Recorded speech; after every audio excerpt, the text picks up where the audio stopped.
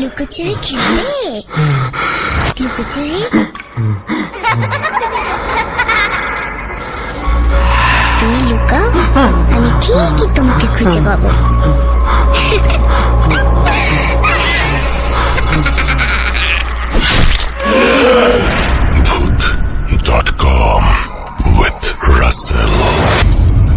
Welcome back. আশা করছি আপনারা সবাই ভালো আছেন, ভালোর দলে আছেন। আমিও ভালো আছি, ভালোর দলে আছি। এবং আজকের এই স্পেশাল যে স্টোরিটি, সেই স্টোরিটি পাঠিয়েছেন আমাদেরকে সিফাত আলম, আপনাদের সবার পছন্দের একজন মানুষ। কথা না বাড়িয়ে আমরা সরাসরি ঘটনায় চলে যাব। যেভাবে লেখা আছে আমি সেভাবেই সিফাতের ঘটনাটি পড়ে শোনাচ্ছি। আম্মু, আমি তো শুধু নিঃস্বার্থভাবে আল্লাহর দরবারে দোয়া করি, আর আল্লাহ তাআলা আমার দোয়া কবুল করে নেন। এই কথাগুলো শুনে আমার মন একদিকে যেমন ভরে যায়, তেমনি চিন্তাও বাড়তে শুরু করে। কিন্তু কেন? এর পেছনে কি কোনো কারণ লুকিয়ে আছে? আসসালামু আলাইকুম রাসেল ভাইয়া ও প্রিয় শ্রোতা বন্ধুরা, আশা করছি আল্লাহর অশেষ রহমতে আপনারা সবাই ভালো আছেন ও সুস্থ আছেন। আমিও আল্লাহর রহমতে ভালো আছি, আলহামদুলিল্লাহ। আমি মোহাম্মদ সিফাত আলম, চট্টগ্রাম থেকে লিখছি। আজ আমি যে ঘটনাটি শেয়ার করতে যাচ্ছি তা আমি আজ থেকে প্রায় ৩-৪ মাস আগে সংগ্রহ করেছিলাম আসমা আন্টির কাছ থেকে। আসমা আন্টির সাথে আমার পরিচয় পারিবারিকভাবেই। তিনি আমাদের আত্মীয়ের মতোই ছিলেন। তার কাছ থেকে ঘটনা নেয়ার পর আমি নানান কাজে ঘটনাটি লেখার কথা ভুলে গিয়েছিলাম, কিন্তু আজ আমি তার জন্য অনুতাপ করছি। কেননা আসমা আন্টি গত ৩ জানুয়ারি শুক্রবার ইন্তেকাল করেন। ইন্না লিল্লাহি ওয়া ইন্না ইলাইহি রাজিউন।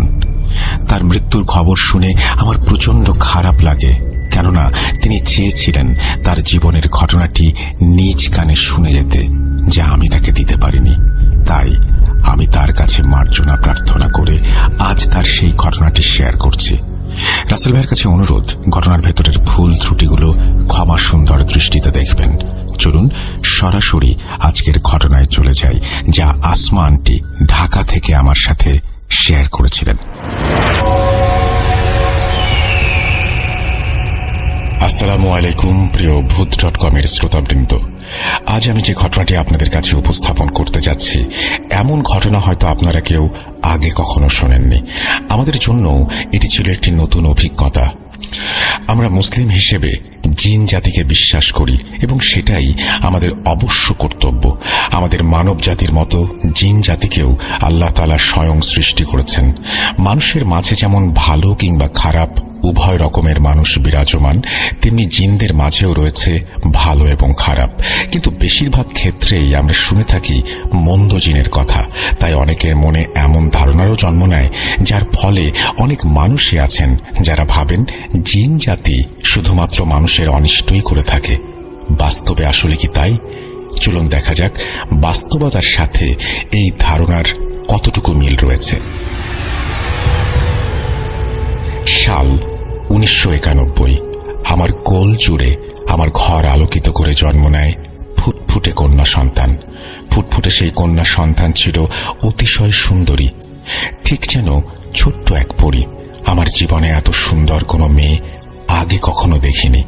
এটা আমি আমার মেয়ের মা হিসেবে গর্ব করে বলছি না, বরং আল্লাহকে সাক্ষী রেখেই সত্যি কথা বলছি। ধীরে ধীরে সে বড় হতে লাগলো, আর কেন জানি না আমি তার উপর নজর লাগার ভয় পেতে শুরু করলাম। সে যেমনই ছিল সুন্দরী, তেমনি ছিল জ্ঞানী এবং কথা বলতেও ছিল খুব পটু। মানুষের সামনে এলে এমন সব কথাবার্তা বলতো যে লোকেরা তার প্রশংসার জোয়ারে ভেসে যেতে শুরু করত। আর আমি ভাবতাম কেউ যেন আবার নজর লাগিয়ে না দেয়। আমি প্রতিদিন তার পড়াশোনার জন্য তাকে কিছুটা চাপ দিতাম, আর পড়ানোর সময় নানান গল্পে নানান ছলে তাকে বোঝাতাম বাইরের লোকজনের সামনে এভাবে কথা বলতে নেই। অনেকেই হাসি ঠাট্টা করে, যা তার বা আমার চোখে পড়ে না, কিন্তু সে আমার কথা তেমন একটা পাত্তাই দিত না।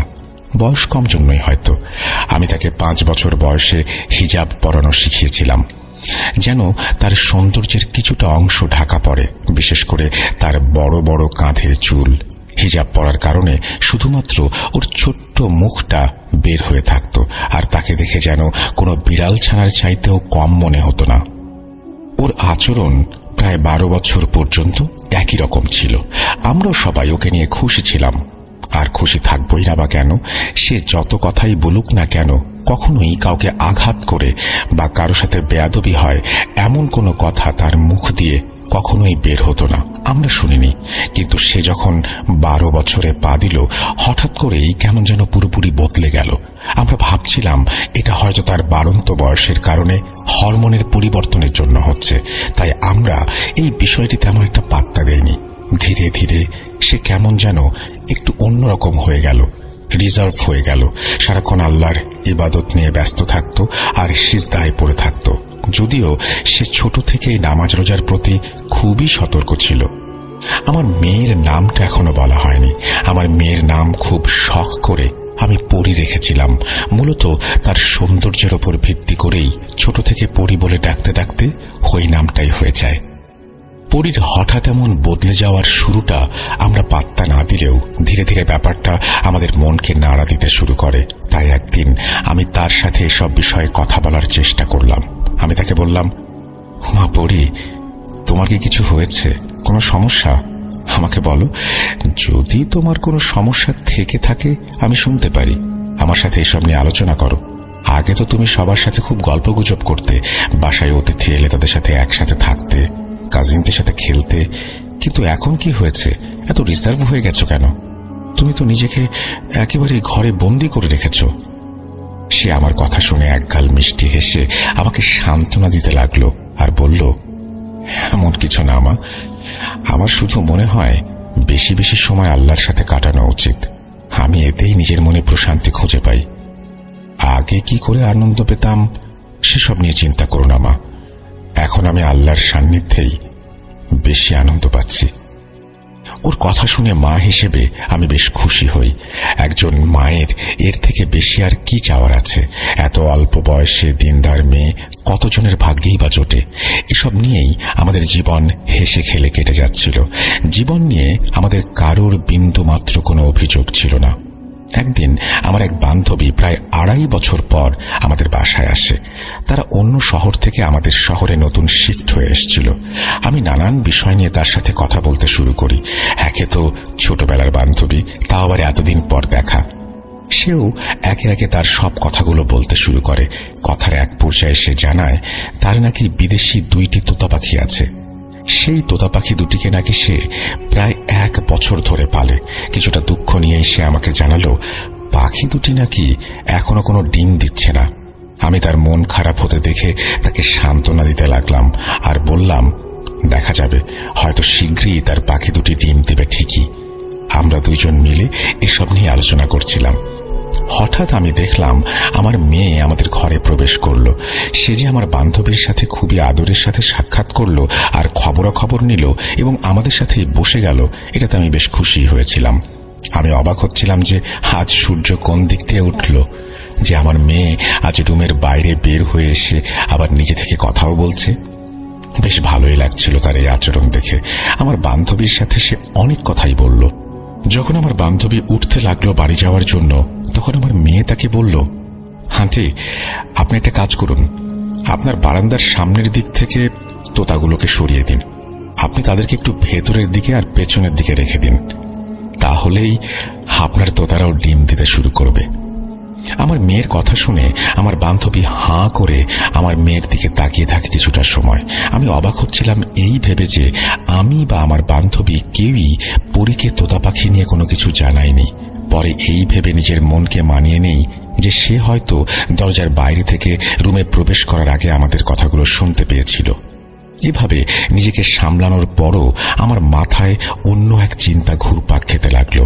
আমার মেয়ে তো কখনো আমার বান্ধবীর বাড়ি দেখেইনি। তারা তো এই শহরে এলোই 3-4 দিন আগে। তাহলে পরি কিভাবে জানলো যে তোতাগুলো বারান্দায় রাখা কিনা আর বারান্দার সামনের সাইডেই বা রাখা কিনা? আমার বান্ধবী পরির কথা শুনে বিচলিত মুখে হাসি দিয়ে মাথা নেড়ে সেখান থেকে চলে গেল। সে যাবার পরপরই আমি পরিকে জিজ্ঞেস করলাম, মা পরি, এটা কি ছিল? উত্তরে সে বলল, কিসের কথা বলছো মা? আমি তাকে আমার প্রশ্ন বুঝিয়ে দিয়ে পুনরায় উত্তরের জন্য অপেক্ষা করতে লাগলাম। সে আমাকে বলল, আমি তো তোমার ঘরের সামনে দিয়ে যাচ্ছিলাম, তখনই আন্টির কথাটা শুনলাম, আর তাই ভেতরে চলে আসলাম। আমার তো আগে থেকেই কিছুটা তোতাদের নিয়ে অভিজ্ঞতা আছে। তারা ডিম না দিলে যদি তাদের জায়গা বদলানো হয়, তাহলে অনেক সময় তারা ডিম দিতে শুরু করে। আমার মেয়ে পাখি পালতো ছোটবেলা থেকে, তাই তার এই কথা আমার কাছে যৌক্তিকই মনে হয়েছিল। কিন্তু পাখি দুটি কোথায় রাখা আছে সেটা সে কিভাবে জানতে পারল, এই প্রশ্নের উত্তর আমি তখনও পাইনি। আমি পুনরায় তাকে বললাম, আচ্ছা সেটা না হয় হলো, ঠিক আছে, কিন্তু এটা বলো তুমি কিভাবে জানলে যে তাদের তোতাগুলো কোথায় রাখা আছে? সে বলল, মা, সাধারণত লোকেরা তোতাদেরকে বা যে কোনো পাখিকে বারান্দার সামনের দিকেই রাখে। আমি শুধু আন্দাজ করেই কথাটা বলেছিলাম। আমি তার কথা শুনে চুপ করে গিয়েছিলাম, কেননা তার উত্তর তার স্থান থেকে তো সঠিকই ছিল, কিন্তু কেন জানি না বারবার মনে হচ্ছিল কিছু একটা তো অবশ্যই আছে যে আমি ধরতে পারছি না। এই ঘটনার প্রায় 7-8 দিন অতিবাহিত হয়। 7-8 দিন পর আমার বান্ধবী পুনরায় আমাদের বাড়িতে এলো। ঘরে ঢুকেই সে অত্যন্ত খোশ মেজাজে জানালো তার তোতারা নাকি ডিম দিতে শুরু করেছে। আমি তাকে জিজ্ঞাসা করলাম সে কি কোনো পদক্ষেপ নিয়েছিল কিনা যার ফলে তোতারা ডিম দিতে শুরু করলো। সে বলল, আমার মেয়ে যেমনটা বলেছিল সে নাকি শুধু তেমনটাই করেছে, অর্থাৎ সে পাখির জায়গা পরিবর্তন করেছে, আর 1 সপ্তাহের মধ্যেই তোতারা ডিম দিতে শুরু করেছে। আমার বান্ধবী চাইছিল আমার মেয়েকে ডেকে এনে ধন্যবাদ জানাবে, কিন্তু যখন আমি মেয়েকে ডেকে আনতে গেলাম তখন সে বলল, আম্মু, আন্টিকে বলো তার কাজ হয়ে গেছে, তিনি যেন আল্লাহর কাছে শুকরিয়া আদায় করেন। আমাকে শুকরিয়া জানাতে হবে না, আমি কিছু করিনি। যেহেতু আমার বান্ধবী পরীর সাথে দেখা করতে চেয়েছিল, তাই আমি তাকে বলেছিলাম একটু বাইরে আসতে। বাইরে এসে সে যেন আন্টিকে শুধু সালামটা দিয়ে চলে যায়, কিন্তু সে বাইরে আসতে চাইল না। বাধ্য হয়ে আমাকে বাইরে গিয়ে আমার বান্ধবীকে বলতে হলো পরী ঘুমাচ্ছে। এভাবেই আমাদের দিন কেটে যেতে থাকে। কিছু সময় পর পরী স্কুলে যাওয়া বন্ধ করে দিল। নিজে থেকেই কোরআন হিফজ করার চেষ্টা করতে শুরু করলো। তার জোরাজুরিতে আমি এক মহিলা শিক্ষিকা নিয়োগ দিলাম তাকে হিফজ করানোর জন্য। আমি তার আচরণে এত পরিবর্তন দেখে মাঝে মাঝে খুশি হতাম, আবার কখনো কখনো বেশ বিরক্তও হতাম। এমন না যে আমার ঘরের পরিবেশ খুবই ধার্মিক টাইপের ছিল, কিন্তু তাকে দেখে ভালো লাগতো যে আল্লাহর পথে সে চলছে। কিন্তু সমস্যা ছিল একটাই, সে যে দুনিয়াদারি একেবারেই ছেড়ে দিয়েছিল। না সে আমাদের সঙ্গে কোথাও বের হতো, না তার কোনো বন্ধু ছিল। সে কেবল নিজেকে নিজের ঘরে বন্দি করে রাখত। একদিন আমার অন্য আর এক বান্ধবী আমাদের বাসায় এলো, যে কিনা আমাদের সব থেকে কাছের বান্ধবী ছিল। সে এসে আমার কাছে এক প্রকার কেঁদেই ফেলল। সে তার দুঃখের কথা আমাকে জানাতে শুরু করলো। সে বলেছিল যে তার স্বামী নাকি বাড়ির দিকে একদমই কোনো খেয়াল রাখছে না, এমনকি আমার বান্ধবীকেও নাকি সময় দিচ্ছে না। সকাল থেকে রাত পর্যন্ত বাইরেই থাকে, রাতে বাড়িতে আসলে তার মুড খারাপ থাকে। আমি তার কথা শুনতে শুনতেই খেয়াল করলাম আমার মেয়ে ঘরে ঢুকছে। আমার মেয়েকে দেখে আমার বান্ধবী তার চোখের পানি মুছে নিয়ে হাসতে হাসতে আমার মেয়ের সাথে কথা বলতে শুরু করলো। সে বলল, পরী, তুমি তো অনেক বড় হয়ে গিয়েছো দেখছি, তুমি কেমন আছো মা? আমার বান্ধবী আমার মেয়ের সাথে সব ধরনের কথাবার্তাই বলছিল, যা সাধারণত বড়রা ছোটদের সাথে দেখা হলে বলে থাকেন। যখন সব কথা শেষ হলো তখন পরী কিছুটা সময় চুপ করে রইল। হঠাৎ সে আমার বান্ধবীকে জিজ্ঞাসা করল, আন্টি, আপনার স্বামীর নাম কি? আমার বান্ধবী এই কথা শুনে একদম অবাক হয়ে গেল। সে ভাবতে লাগলো এত ছোট মেয়ে কেন তার স্বামীর নাম জানতে চাইছে। তবুও সে পরীর দিকে তাকিয়ে মুচকি হেসে তার স্বামীর নাম পরীকে বলল। আর আমার মেয়ে তার হাত ধরে কিছুটা সময় বসে কি যেন ভাবতে লাগলো। সে কোনো কথা বলল না। হঠাৎ উঠে দাঁড়িয়ে আমার বান্ধবীও আমাকে সালাম জানিয়ে আবার নিজের রুমে চলে গেল। যাবার আগে আমার বান্ধবীকে বলল বাড়ি ফিরে 2 রাকাত নফল নামাজ পড়ে আল্লাহর কাছে দোয়া করতে। আমার বান্ধবীও চলে গেল। কিন্তু পরের দিন সে আবার আমাদের বাড়িতে এলো। এবারে তাকে খুব খুশি খুশি মনে হচ্ছিল, যেন সে কোনো লটারি জিতে গেছে। সে আমাকে বলতে লাগলো যে তার স্বামী রাতের বেলা বাড়ি এসেছিল, আর তার জন্য নাকি বিশাল বিশাল সব উপহারও নিয়ে এসেছিল। তার স্বামী তার কাছে নাকি হাত জোর করে মাপ চাইছিল আর বলছিল, মাফ করে দাও আমায়। এই বলে সে নিজের মুখেই নাকি স্বীকার করে সে অন্য এক মহিলার সঙ্গে জড়িয়ে গিয়েছিল। ওই মহিলার কাছে নাকি সে প্রতারণার শিকার হয়েছে। সে নাকি নিজের ভুল বুঝতে পেরেছে। আমার বান্ধবীও তাকে মাফ করে দেয়। তার কথা শুনে আমার কাছে কিছুই বোধগম্য হচ্ছিল না। সে অনর্গল নিজের মতো করে কথা বলে যাচ্ছিল। সে বলল, তোর মেয়ে তো খুব বুঝতার দেখি। দেখ, কালই সে আমার স্বামীর নাম জিজ্ঞেস করেছিল আর আমাকে 2 রাকাত নফল নামাজ আদায় করতে বলেছিল। এক রাতের মধ্যেই সে সোজা হয়ে গেছে। আমার বান্ধবীর কথা শুনে আমি কি ভাববো না ভাববো কিছুই বুঝতে পারছিলাম না। পরপর 2টি অলৌকিক ঘটনা ঘটে গেল।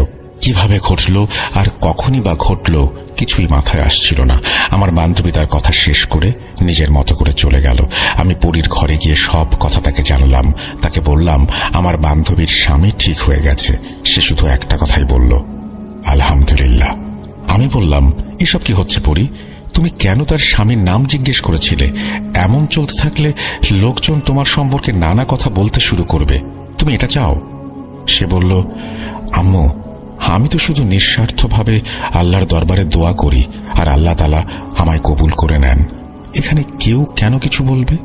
আর বললেই বা কি আসে যায় আম্মু? আমি কারো কোনো ক্ষতি করেছি নাকি কোনো অন্যায় করেছি? দোয়া করা কি অন্যায় আম্মু, তুমি বলো? তার কথাবার্তার স্পষ্টতা আমাকে প্রতিবারের মতো এবারও চুপ করিয়ে দিল। সে কথা জানে প্রচুর।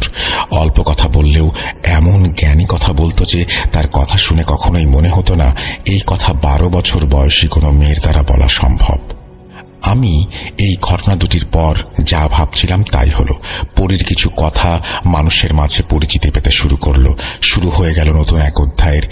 যে যখনই কারো কোনো সমস্যার কথা আমাকে জানাতো বা আমার সামনে কোনো দুঃখের কথা বলতো, আমার মেয়ে সেখানে নিজ থেকেই হাজির হয়ে যেত এবং কিভাবে যেন তার সমস্যার সমাধান করে দিত।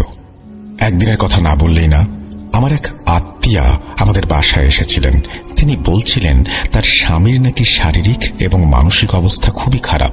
অনেক ডাক্তার দেখিয়েও কিছু হচ্ছে না।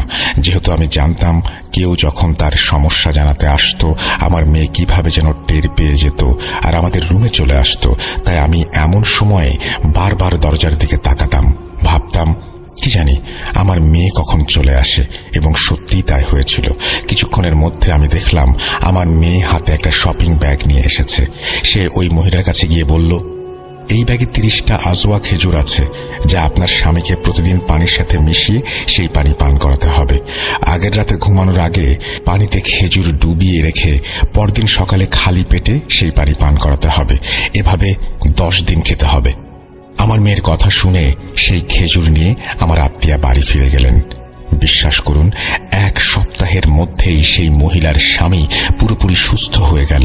আমি একের পর এক শুধু অবাকই হচ্ছিলাম। অন্যদিকে যাদের সমস্যা সমাধান হচ্ছিল তারা পরে গিয়ে অন্যদের আমার মেয়ের কথা বলছিল। কিন্তু আমরা এসব ব্যাপারে বেশ ঘাবড়ে যাই। সবাই জানাজানি হলে সমস্যা হতে পারে ভেবে আমরা ব্যাপারটা অস্বীকার করতে শুরু করি। শুধুমাত্র যাদের সমস্যা গুরুতর তাদের সাথেই আমার মেয়ে দেখা করে এবং শর্ত দেয়া হয় এ ব্যাপারে আর কাউকে কিছু না জানাতে। তারাও আমাদের কথায় রাজি হয়ে যায়। তারা প্রায় সময় আমাদের বাসায় এসে উপস্থিত হতো। বাধ্য হয়ে এলাকাবাসীর কাছে আমাদেরকে বলতে হতো এরা আমাদের আত্মীয়। আমি পরীকে বলতাম, এসব ঠিক হচ্ছে না। বাইরের মানুষ যদি এ ব্যাপারে ব্যাপক পরিমাণে কোনোভাবে জেনে যায় তাহলে আমাদেরই বিপদ হবে। আমি তো চেষ্টা করতাম তাদের এড়িয়ে চলার, কিন্তু আমার মেয়েটা বলতো, মা, যেই আমার সাথে দেখা করতে আসে বা যাদের কোনো সমস্যা আছে তাদের বাসায় আসতে দাও, আমি তো কারো ক্ষতি করছি না। তার কথাগুলো এমন ছিল যে আমি তাকে না বলতে পারতাম না। তবুও যথাসম্ভব চেষ্টা চালিয়ে গিয়েছি যেন বাইরের মানুষ ব্যাপারটা জানতে না পারে। এই জন্য আমরা আমাদের বাসাটাও বদলে ফেলি। বাসা বদলানোর পর এই সমস্যাগুলো অনেকটাই কমে যায়। আমি আপনাদেরকে একটি কথা বলতে ভুলে গিয়েছিলাম। আমি আমার আত্মীয়ার স্বামীর অসুস্থতা নিয়ে একটি ঘটনা বলেছিলাম, যেখানে আমার মেয়ে আমাদের আত্মীয়ার স্বামীর জন্য খেজুর দিয়েছিল। কিন্তু অবাক করা ব্যাপার হচ্ছে আমার বাসায় তখন কোনো খেজুর থাকার কথা না। এর আগে আমরা রমজান মাস ছাড়া খেজুর কিনিনি, আর ওই সময় রমজান মাসও ছিল না। আর আমার স্বামীও খেজুর কিনে আনেননি, যা আমি তার সাথে কথা বলে নিশ্চিত হয়েছি। আর পরি তো সাধারণত বাড়ি থেকে বেরই হতো না। তাহলে সে খেজুর পেল কোথায়? আমি তাকে জিজ্ঞাসা করেছিলাম, এত খেজুর তোমার কাছে কিভাবে এলো? সে আমার কথাটা এড়িয়ে গিয়ে বলল, আম্মু, হতে পারে কোনো আত্মীয় নিয়ে এসেছে, তুমি খেয়াল করনি। তার এই কথা শুনে আমি বুঝতে পারি সে আমার থেকে কিছু একটা লুকাচ্ছে। আমি বুঝতে পারছিলাম না তাকে কিভাবে এই কাজ থেকে আটকাবো, কিভাবে বোঝাবো যে এখনো তেমন বয়স হয়নি তার। আমার স্বামীও তাকে বোঝাচ্ছিলেন, কিন্তু আমাদের কারো কথায় কোনো কাজ হচ্ছিল না। নতুন বাসায় আসার পর যদিও সমস্যা বেশ কমে যায়, কিন্তু আমার চিন্তা লেগেই থাকতো। আমরা আরো একটা ব্যাপার লক্ষ্য করি, আর তা হচ্ছে মানুষের সমস্যার সমাধান হলেও সে না কারো কাছ থেকে উপহার নিত, না নিত টাকা পয়সা। যদি কারো কোনো কাজ হয়ে যেত আর যার কাজ হওয়ায় তিনি খুশি হয়ে মিষ্টি নিয়ে আসতেন, তাহলে আমার মেয়ে আমাকে বলতো, মা, এই মিষ্টিগুলো গরিব মানুষের মাঝে ভাগ করে দিও। আমরা তো 3 বেলা খেতে পাচ্ছি, আলহামদুলিল্লাহ, ভালো কাপড় পরতে পারছি, তারা তো 2 বেলা 2 মুঠো খেতেও পায় না। এই মিষ্টিতে আমাদের নয়, বরং তাদের হক, তাই এগুলো তাদেরকেই দিয়ে এসো। তার কথা শুনে ক্রমশই আমি অবাক হতাম, এত কম বয়সী মেয়ে এত দামি দামি কথা কিভাবে বলতে পারে। আমি তখনও জানতাম না যে এর সাথে অন্য কোনো কিছু আছে। এই বিষয়টার ধারণা আমি সেই দিন পেলাম যেদিন আমি তার অন্য এক রূপ দেখলাম। যখনই মানুষ তাদের সমস্যাগুলি নিয়ে আসতো, আমি সব সময় তার পাশে বসে থাকতাম আর সবকিছু পর্যবেক্ষণ করতাম এবং শুনতাম। আমি দেখলাম কিছু মহিলা একজন মহিলাকে জোরপূর্বক ধরে নিয়ে আসছেন। সেই মহিলা নিজেকে ছাড়ানোর জন্য আপ্রাণ চেষ্টা করছিলেন, কিন্তু তারা তাকে খুব শক্ত করে ধরে রেখেছিলেন। সেই মহিলার মুখ থেকে অদ্ভুত আওয়াজ বের হচ্ছিল। কখনো সে কুকুরের মতো ঘেউ ঘেউ করতে শুরু করে, তো কখনো তার মুখ থেকে শেয়ালের মতো শব্দ হয়। যেসব মহিলা তাকে ধরে নিয়ে এসেছিলেন তারা বলতে লাগলেন, এই মহিলার জিনের সমস্যা আছে। তাদের কথা শুনে আমার মেয়ে বলল, একে আমার সামনে বসিয়ে দিন। সেই মহিলা পরীর সামনে বসে থেকে আমাকে আর আমার মেয়েকে প্রচন্ড রাগ নিয়ে দেখে যাচ্ছিলেন। কুকুর যেভাবে কামড় দিতে আসে, ঠিক সেভাবে সেই মহিলা পরীর দিকে বারবার মুখ বাড়িয়ে তাকে কামড় দিতে আসছিলেন। আমি সেই দৃশ্য দেখে ভীষণ ভয় পেয়ে গিয়েছিলাম। আর যখন তার সাথে আসা মহিলারা বললেন যে এর জিনের সমস্যা আছে, তখন আমি তো ভেতর থেকে আরো বেশি ভয় পেয়ে গেলাম। আমার মেয়ে তাকে অনেকক্ষণ বোঝালো আর শান্ত হতে বলল, কিন্তু তার কোনো কথায় তেমন কাজ হচ্ছিল না।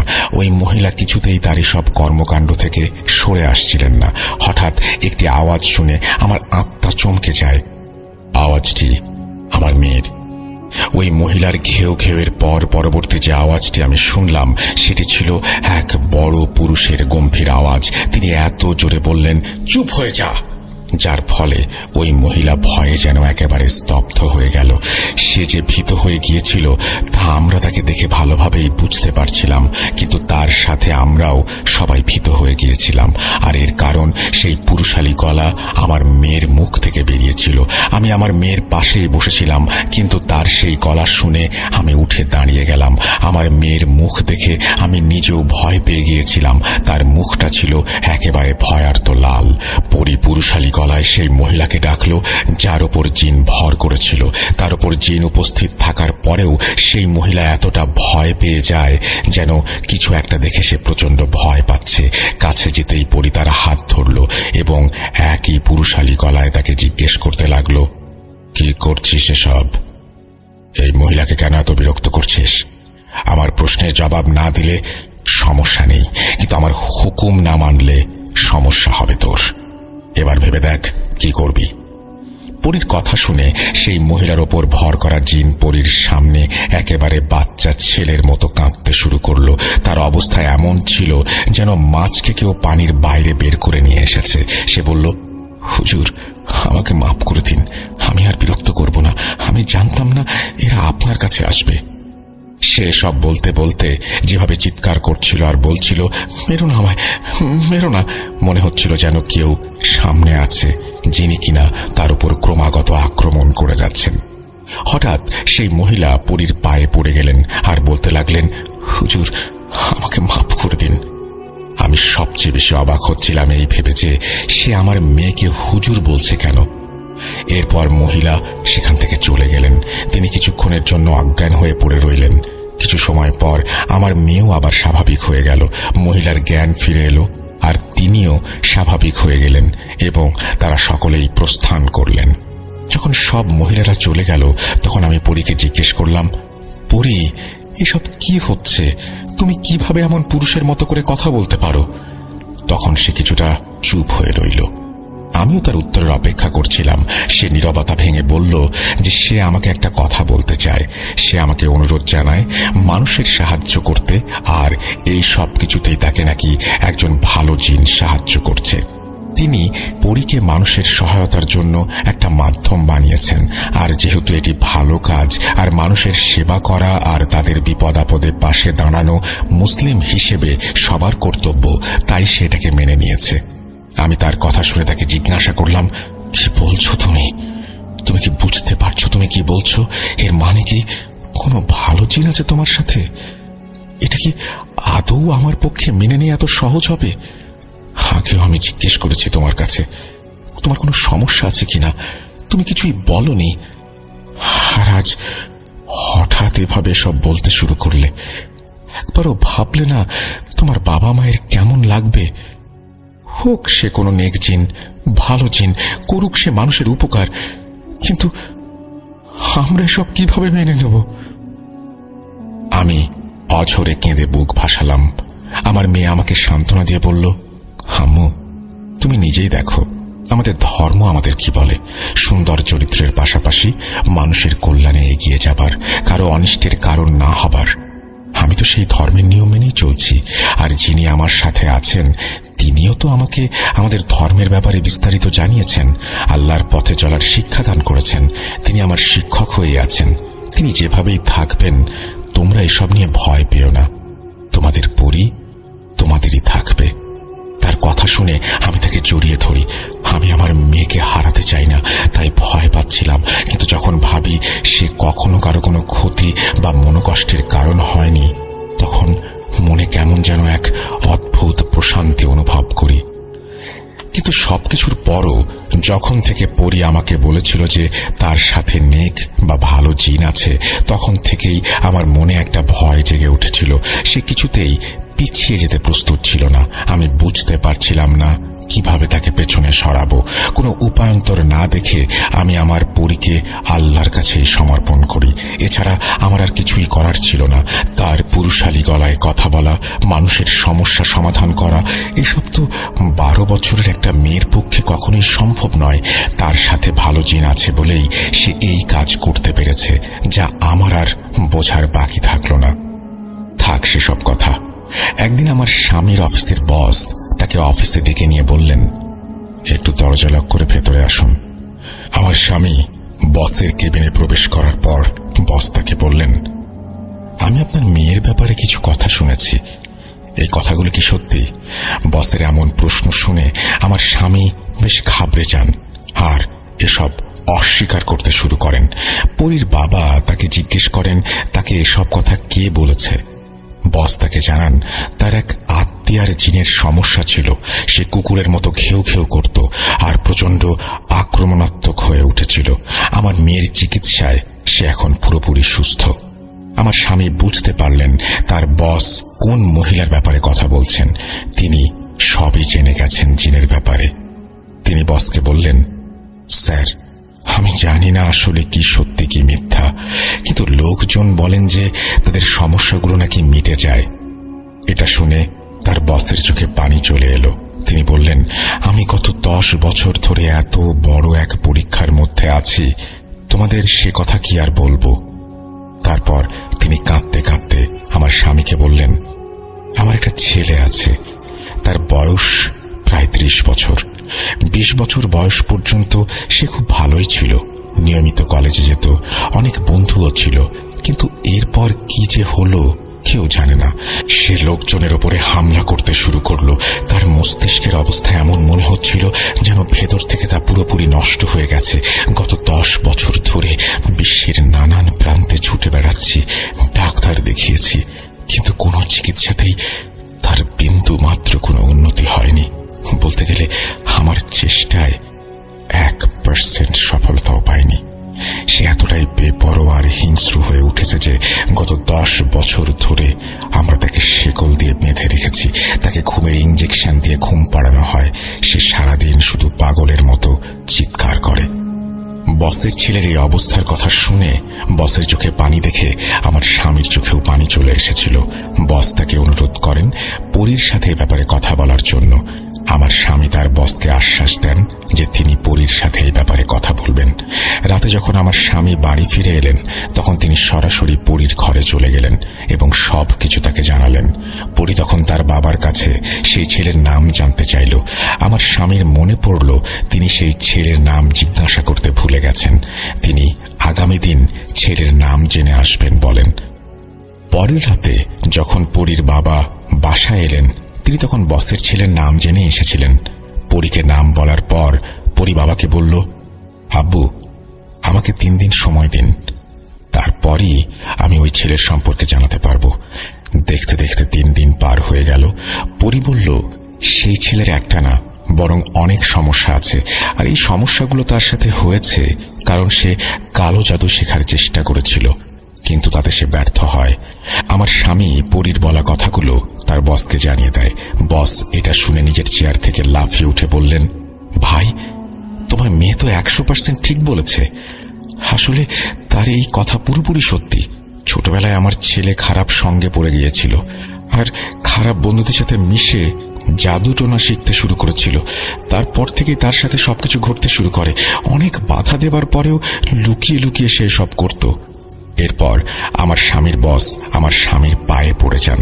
ভাই, দয়া করে তোমার মেয়েকে বলে আমার বাচ্চার চিকিৎসা করিয়ে দাও। এই কাজে যত টাকা লাগে আমি দেব।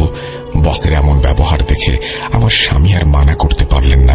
আমার স্বামী তাকে বললেন চিন্তা না করতে, পরী সব করতে কোনো টাকা নেয় না, আর যদি তার পক্ষে সম্ভব হয় তাহলে সে অবশ্যই চিকিৎসা করবে। আমার স্বামী বাড়ি ফিরে এসে পরীর সাথে এই বিষয়ে কথা বলল। পরী সব শুনে বলল, বাবা, আমি তো প্রস্তুত আছি, কিন্তু আমার সঙ্গে যিনি আছেন তিনি আমাকে এই কাজ করতে দিতে চাচ্ছেন না। পরীর কথা শুনে আমি পরীকে জিজ্ঞেস করলাম, এর মানে কি আম্মু? সে বলল, মা, যিনি আমার সাথে আছেন তিনি বলছেন যে এই কাজ করতে গিয়ে আমার জীবন বিপন্ন হতে পারে। তিনি আমাকে নিজের মেয়ের মতো দেখেন, তাই তিনি আমাকে এই কাজ করার অনুমতি দিতে চাইছেন না। এই কথা শুনে আমি এবং পরীর বাবা দুজনেই খুব চিন্তায় পড়ে গেলাম। পরীর বাবা বললেন, আমি কালই আমার বসকে সব বলবো। আমরা আমাদের মেয়ের প্রাণের ঝুঁকি নিয়ে কোনো কিছু করতে পারি না। বাবার কথা শুনে পরী বলল, বাবা, এসবের কোনো দরকার নেই। আমি আমার সাথে থাকা জিনকে রাজি করাবো। জীবন ও মৃত্যু তো আল্লাহর হাতে। যদি আমার ভাগ্যে থাকে তাহলে এভাবেই আমার মৃত্যু হবে, আর যদি অন্যভাবে লেখা থাকে তবে তাই হবে। কার মৃত্যু কিভাবে হবে সে ব্যাপারে স্বয়ং আল্লাহ ব্যতীত আর কেউ জানেন না। তোমরা এ নিয়ে ভেবো না। আর মা, তুমি না আমাকে আল্লাহর কাছে সোপর্দ করেছ, তাহলে এসব নিয়ে কেন দুশ্চিন্তা করছো? অনেক কথা খরচের মাধ্যমে সেই রাতে পরী আমাদেরকে কিভাবে জানি না রাজি করিয়ে ফেলে। পরবর্তী 1 সপ্তাহ পর্যন্ত পরী আমাদের সাথে এই বিষয়ে আর কোনো কথাই বলেনি। তারপর 1 সপ্তাহ পরে সে বাবার কাছে গিয়ে বলল, আব্বু, আমি তাকে রাজি করিয়ে নিয়েছি। এখন আমি সেই ছেলের চিকিৎসা করতে চাই। তুমি আঙ্কেলকে জানিয়ে দাও, আজ রাতেই আমি যেতে চাই। যখন আমার স্বামী তার বসের সঙ্গে যোগাযোগ করলেন, এই ব্যাপার জানালেন, তখন তিনি সেই মুহূর্তেই আমাদের নিতে চলে এলেন। যখন আমরা তাদের বাড়িতে পৌঁছালাম তখন আমরা হতভম্ব হয়ে গেলাম। তার শক্তির ঊর্ধ্বে আমার স্বামীর বস আমাদের 3 জনকে ছেলের ঘরের দিকে নিয়ে গেলেন। তাদের ছেলের অবস্থা দেখে আমারই চোখে পানি চলে এলো। তার মুখ, তার চুল আর দাড়ির জন্য দেখাই যাচ্ছিল না। জটা ধরা চুল আর দাড়ির জন্য তাকে দেখে বদ্ধ উন্মাদ মনে হচ্ছিল। তার মুখ থেকে লালা বের হচ্ছিল ক্রমাগত। যখনই আমরা দরজা খুলে সেদিকে তাকালাম, সে এমন ভাবে আমাদের উপরে ঝাঁপিয়ে পড়ল যেন কোনো পাগল কুকুরের মতো সে আমাদের উপর হামলা করার জন্য এগিয়ে আসছিল, কিন্তু শেকলে বাঁধা ছিল জন্য সে আটকে গেল। এরপর আমার মেয়ে আমাদের 3 জনকে বলল, আপনারা সবাই রুম থেকে বেরিয়ে যান। যত খুশি আওয়াজ আসুক বা যাই হোক, আপনারা কেউ ভেতরে আসবেন না যতক্ষণ না আমি নিজে থেকে আপনাদের ডাকবো। আমি আমার মেয়েকে একা সেই রুমে যেতে দিতে প্রচন্ড ভয় পাচ্ছিলাম। আমাকে দেখে পরী আমার অবস্থা বুঝতে পেরেছিল, আর তাই সে আমাকে বলল, মা, চিন্তা করবেন না, আমি একা নই, আল্লাহ আমার সাথে আছেন। তাহলে এখন আল্লাহর কাছে সুপর্দ করে দিয়ে আপনারা যান। এই কথা বলে হাসি মুখে আমার মেয়ে ভেতরে চলে গেল। যখন দরজা বন্ধ হলো, মনে হলো ভেতরে যেন যুদ্ধ হচ্ছে আমার। কখনো মনে হচ্ছিল যেন ভেতরে বোমা ফাটছে, আবার প্রচন্ড জোরে চিৎকার আর কান্নার আওয়াজ ভেসে আসছে। সেই রুমের ভেতরে কি হচ্ছে আমি কিচ্ছু জানি না। আমি জানি না কি ঘটে চলেছে। আমার মন ভেঙে যাচ্ছিল, কারণ আমার ছোট্ট মেয়ে, আমার পরি ভেতরে একা। 1 ঘন্টা আমার জন্য একেবারে কোনো কেয়ামতের থেকে কম ছিল না। তারপর আমি আমার মেয়ের হালকা আওয়াজ শুনলাম। আমি দরজা খুলে যখন ভেতরে গেলাম, তখন দেখলাম সেই ছেলে অজ্ঞান হয়ে পড়ে আছে আর আমার মেয়ে আধা অজ্ঞান। আমরা দ্রুত মেয়েকে নিয়ে হাসপাতালে ছুটলাম। তাকে হাসপাতালে ভর্তি করানো হলো। সে খুবই দুর্বল হয়ে পড়েছিল। ডাক্তাররা বলেছিলেন তাকে 1 সপ্তাহ পর্যবেক্ষণে রাখতে। সে সময় ধীরে ধীরে ডেঙ্গু ছড়াতে শুরু করেছিল। পরীক্ষা নিরীক্ষার পর জানা গেল আমার মেয়ের ডেঙ্গু হয়েছে। আমাদেরকে তার সঙ্গে দেখা করার উপরে নিষেধাজ্ঞা জারি করা হলো। খুবই খারাপ অবস্থা হয়ে গিয়েছিল তখন। মাত্র 3 দিনের মাথায় আমাদের পছন্দের আর আমাদের আদরের পরি আল্লাহর কাছে চলে গেল। আমার স্বামী বলেছিলেন তার জানাজায় নাকি হাজার হাজার লোক হয়েছিল। আমার স্বামী আরো বলেছিলেন জানাজায় নাকি অনেকে প্রায় দেখতে একই রকমের বৃদ্ধ ছিলেন, যাদের পরনে ছিল লম্বা সাদা জুব্বা। আমার স্বামীর মতে মেয়ের জানাজায় জিনও সামিল হয়েছিল। আমার স্বামীর বসের ছেলে এরপর পুরোপুরি সুস্থ হয়ে যায়। আমি নিজেই তার সঙ্গে দেখা করে এসেছি। তাকে দেখে একদমই মনে হয়নি কিছুদিন আগেও সে শিকলে বাঁধা ছিল। আমার ছোট্ট পরি 12 বছরের জীবনে যেই কাজটা করে গেছে তা অনেকেই পুরো জীবনেও করতে পারেনি। সে ছিল আমার একমাত্র মেয়ে। দুঃখ তো মনে খুবই বেশি আছে, কিন্তু খুশিও লাগছে যে তার জীবন মানবতার জন্য উৎসর্গ করে গেছে। সে আল্লাহর ইবাদত করতে করতেই আমার মেয়ে চলে গেছে। এই বলে আসমা আন্টি তার ঘটনা শেষ করেন। ঘটনাটি যেমন শিক্ষণীয় তেমনি মর্মান্তিক। শিক্ষণীয় বিষয় এই যে মানুষের উচিত মানুষের পাশে দাঁড়ানো, কেননা মুসলিম হিসেবে এটাই আমাদের কর্তব্য। আর মর্মান্তিক কারণ 12 বছর বয়সে একজন মানুষের সেবায় নিজের জীবন উৎসর্গ করে চলে গেছেন। মন থেকে শ্রদ্ধা আসছে পরীর জন্য। আল্লাহ এমন পরী যেন আমাদের সবার পরিবারে দান করেন। আজ তাহলে বিদায় নিচ্ছি। আবার ফিরে আসব দ্রুত নতুন কোনো ঘটনা নিয়ে। আসসালামু আলাইকুম। এই বলে সিফাত আলম শেষ করেছেন তার ঘটনা। এবং আপনারা জানেন যে বার্থডে স্পেশাল আমরা রেগুলারই স্পেশাল সব ঘটনা শোনাচ্ছি আপনাদের। তারই একটি ঘটনা আজকে শোনানো হলো। আশা করছি এই ঘটনাটি আপনাদের ভালো লেগেছে।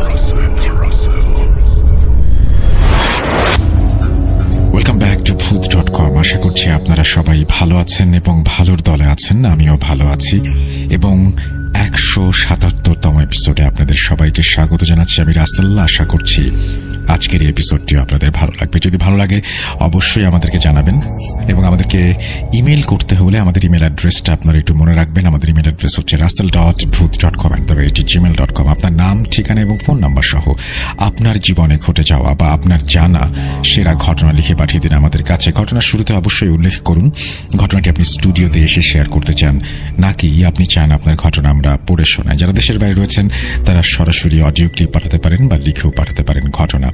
আমাদের স্টুডিওতে আমরা ইনভাইট করছি আপনাদেরকে এবং আমাদের স্টুডিওতে যদি আপনারা আসতে চান তাহলে অবশ্যই আপনারা যে ঘটনাটি পাঠাচ্ছেন তার শুরুতে লিখবেন যে স্টুডিওতে এসে ঘটনাটি শেয়ার করতে চান আপনি। সামনে ঈদুল আজহা অলরেডি আপনাদের ঘটনা পেতে শুরু করেছে। আমাদের যারা মডারেটর রয়েছেন তারাও আমাদের ঘটনা পাঠাচ্ছেন। সবকিছু মিলিয়ে এইবারের ঈদে একটা জমজমাট এপিসোড উপহার দেবার ইচ্ছা আছে আপনাদের সবাইকে। যাই হোক, কথা না বাড়িয়ে আমরা সরাসরি ঘটনায় চলে যাব এবং আমাদের আজকের যে ঘটনাটি সেটি প্রথমে একটি ইমেল দিয়ে শুরু করতে চাই। চলুন কথা না বাড়িয়ে ঘটনায় প্রবেশ করি। যেভাবে লেখা আছে আমি সেভাবেই পড়ছি। আসসালামু আলাইকুম প্রিয় রাসেল ভাই, জানি আপনি ভালোর দলে সবসময় থাকেন, সবাইকে ভালো রাখার চেষ্টা করেন, তাই জানতে চাইব না কেমন আছেন। 2017 থেকে আছি আর ভূত.com-এ 117 নম্বর এপিসোড থেকে আছি। রাসেল ভাই আমার পরিচয়টা গোপন রাখুন, তারপরে তিনি তার অ্যাড্রেস শেয়ার করেছেন, নাম ঠিকানা সবকিছু এখানে আছে, যেটা আমি বলতে চাচ্ছি না। তারপর তিনি লিখছেন, রাসেল ভাই আমি অনেক দিন আগে একটা রেকর্ড ক্লিপ পাঠিয়েছিলাম, হয়তোবা প্রচারযোগ্য হয়নি, তাই আজকে অন্য একটি বাস্তব ঘটনা লিখে পাঠাচ্ছি। প্রচারযোগ্য হলে লিসেনারদের সাথে শেয়ার করবেন। যাক, কথা না বাড়িয়ে ঘটনায় চলে আসি। ঘটনাটি 1995-96 মধ্যে কুমিল্লা জেলা সদরের কোনো এক গ্রামে ঘটে। তার আগে একটু বলে নিচ্ছি, লোকটার সম্পর্কে না হয় ঘটনার প্রথম অংশে শুনে লিসেনাররা ভাববেন এই টাইপের লোকদের আবার প্যারানরমাল ঘটনা হয় নাকি। আমি যার ঘটনা বলবো সেই লোকটির একটাই বদভ্যাস, মদ্যপান। কিন্তু ঘটনাটি ঘটে সে যখন দুনিয়ার মায়া ত্যাগ করে তখন। যাক, আসা যাক মূল ঘটনায়। ঘটনা বলার সুবিধার্থে লোকটির ছদ্মনাম ব্যবহার করছি, ধরে নিলাম লোকটির নাম চারু মিয়া।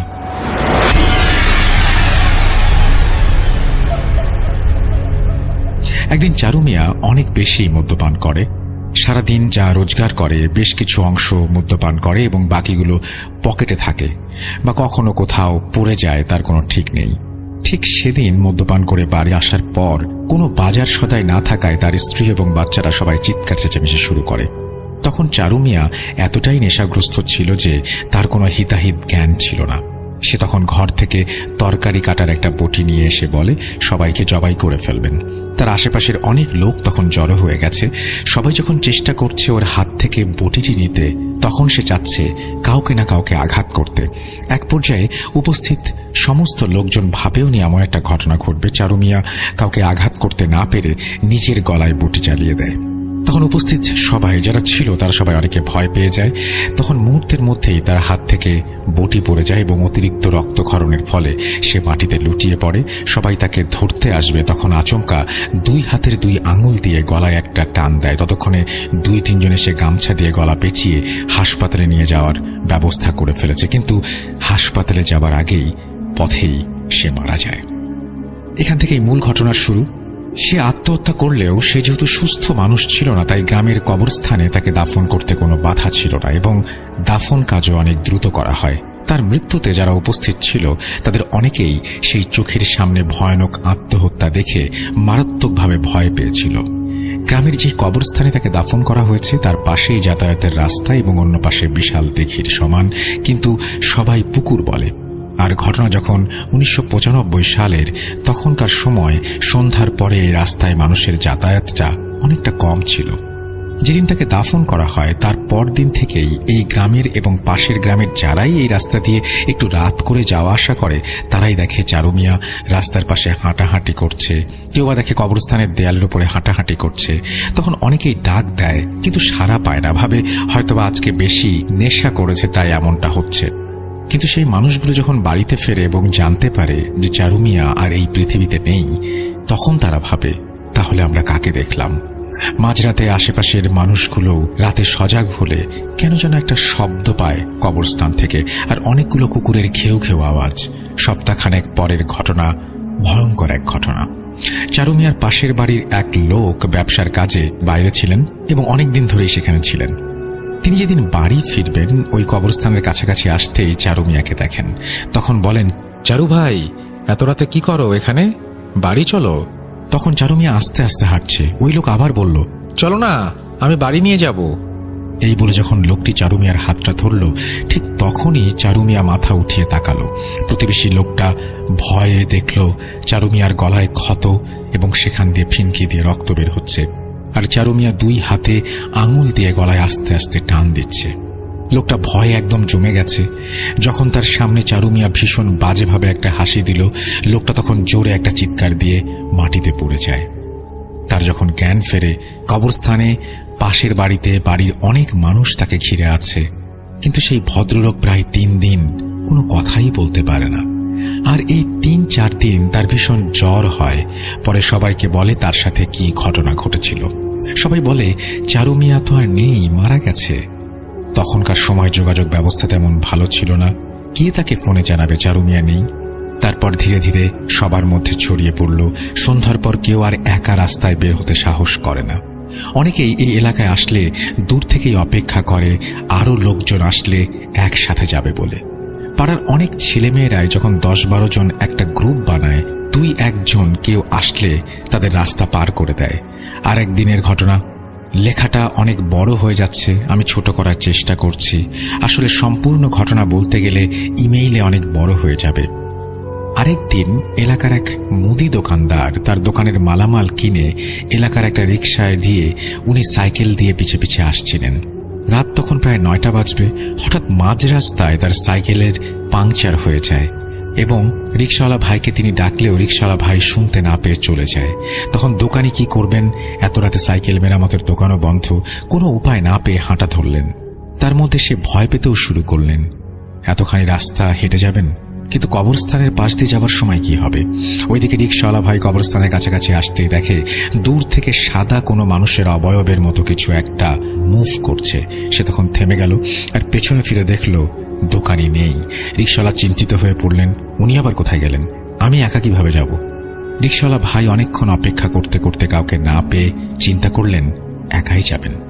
তখনই সাদা অবয়বটি মনে হচ্ছে ধীরে ধীরে কাছে এগিয়ে আসতে লাগলো। তিনি রিকশাটি একটা সাইডে রেখে সেই বড় পুকুরের পাড় দিয়ে ওই পারে যাওয়ার জন্য হাঁটা দিলেন। বলে রাখা ভালো, পুকুরের 2 পারে কিছুটা জঙ্গল ও কয়েকটা কবর রয়েছে, সেগুলো সবই পারিবারিক।